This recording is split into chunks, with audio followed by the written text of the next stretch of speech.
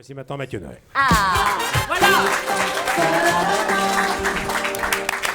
Ce matin, vous le savez, Mathieu, vous n'avez pas droit à l'erreur. Non. Si vous voulez que votre carrière décolle enfin, il faut que vous soyez bon devant des gens très influents comme Cad et Olivier. Et oui, Michel, autant l'autre jour j'ai été bon inutilement face à Annie Cordy, qui clairement ne me sera d'aucune aide dans mon ascension médiatique.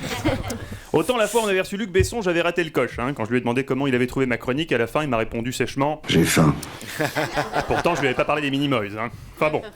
J'ai donc la pression, ce matin, Cadéo, maître absolu de l'humour et fournisseur officiel de ma chronique depuis 2010, puisqu'en effet le célèbre et distingué Personne ne peut refuser une bonne partouze. est l'extrait sonore que j'ai le plus utilisé, surtout durant l'affaire DSK, 198 fois au total. Alors fatalement ce matin je suis tendu, bon pas autant que Cad évidemment, Je suis déjà tout dur. mais tendu quand même. Tendu quand même, C'est la partouze. Rendez-vous compte, Michel, Cadéo, c'est un nombre incroyable de rendez-vous cultes. Pamela Rose, la grosse émission, le Camoulox. Autant de rendez-vous qui me font battre le cœur. Oui, enfin, n'en faites pas trop non plus, Michel. Il y a une demi-heure, vous les confondiez avec les Chevaliers du Fiel. Vous étonniez qu'ils aient pas d'accent. Quand Cad est arrivé, vous m'avez dit, Mathieu. J'ai remarqué un homme sans cheveux. Mais c'est ça, c'est Cad. C'est Cad Merad, César du meilleur acteur dans un second rôle, tête d'affiche des Ch'tis. Enfin, on ne le présente plus, il fait partie des plus grands acteurs français du XXe siècle, du XXIe siècle, avec Omar Sy et Jean Dujardin. Et avec Julien Lepers aussi. Oui, alors justement, messieurs, j'oubliais, je vous présente Julie, la voix officielle d'Europe 1 depuis l'invention du transistor. Qu'est-ce que tu dis? Rien, Julie, je résume votre parcours à ces messieurs. Mais je vois que Cad a l'air de vous connaître. Vous avez déjà croisé Julie? Je l'ai ramassée bourrée dans un bar hier soir. Elle dansait nue avec des lesbiennes. Ah oui, écoutez, ça lui arrive une fois ou deux par semaine. C'est drôle. Merci de l'avoir ramené. Alors évidemment, les présentations ne seraient pas complètes si je n'évoquais pas Olivier Barou, qui, contrairement à ce qu'on dit, n'est pas du tout dans l'ombre de son illustre acolyte. Après 5 films, tout le monde connaît désormais Olivier Barou, n'est-ce pas Michel? Qui c'est? Voilà, alors je crois que les présentations sont faites. Je n'ai qu'un seul regret ce matin au fond, l'absence de la divine Audrey Fleurot. Audrey Fleurot qui incarne dans le film une présidente des États-Unis qui, contrairement à Christine Boutin, nous donne envie de nous intéresser de plus près à la politique. Soi-disant, la production du film craignait pour la sécurité d'Audrey. Europe 1 avait pourtant pris des engagements par écrit. Michel aurait ingurgité 3 tubes de bromure à 7 heures afin d'être sexuellement inactif à 10. Tout se serait bien passé, c'est dommage, c'est une comédienne vraiment exceptionnelle. Michel, un mot sur Audrey Fleurot? I want to fuck her. Bien.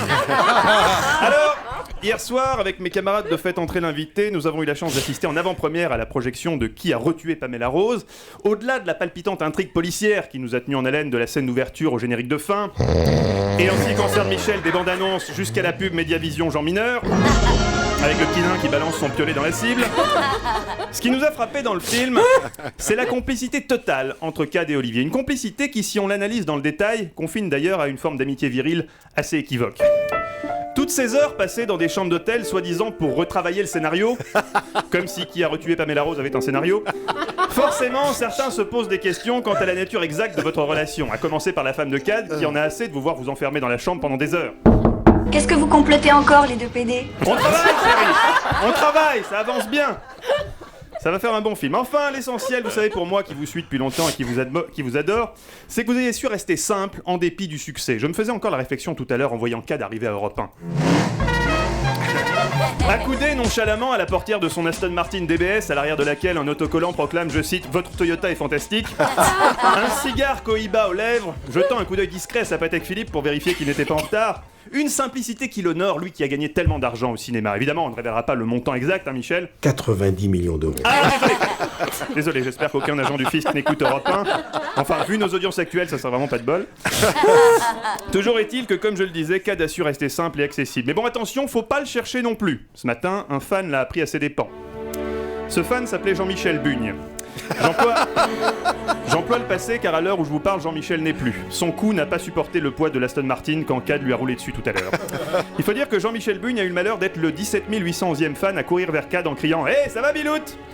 Autant jusqu'au 18 810e Bilout, Cad était resté maître de ses nerfs, autant le 18 811e Bilout a été le Bilout de trop.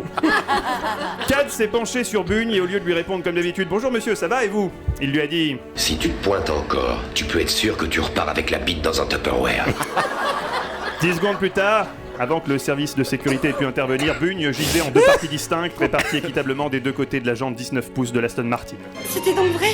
Bah non, c'est pas vrai, c'est juste une chronique, enfin, Charlotte. Enfin bon, messieurs, je vous laisse, encore bravo pour le film, c'est d'une folie réjouissante, et comme le dit le célèbre adage... Dans ce monde, les folies sont les seules choses qu'on ne regrette jamais. Annie Cordy. Non, Oscar Wilde, pour une fois. Allez, Cad, venez, vous allez me montrer votre Aston. Ça va me changer de ma multiplat. Mathieu Noël. Merci Mathieu.